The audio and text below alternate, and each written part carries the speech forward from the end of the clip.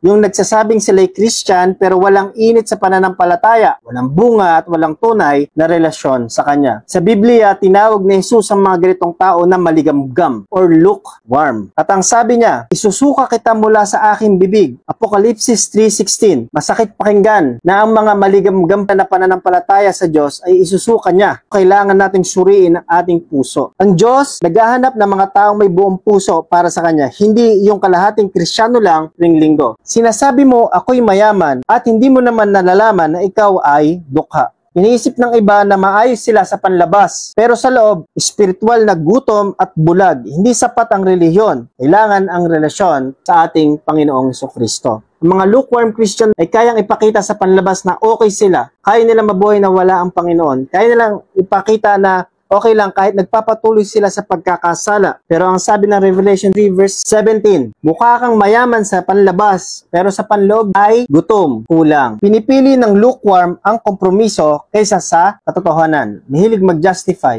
mahilig magreklamo. Alam niyo po ba, kung wala pang nagsasabi po sa inyo, ang pagiging Christian ay hindi pagmamahal sa sanlibutan. Yung hindi ka nakikiayon sa takbo ng sanlibutan. Kasi kapag sinasabi mong kilala mo si Lord, okay ka kay Lord, pero gumagawa ka pala ng kasalanan, hindi ka sumusunod kay Lord. Ang sabi doon, ang pakikipagkaibigan sa sanlibutan ay pagkapuot sa Diyos.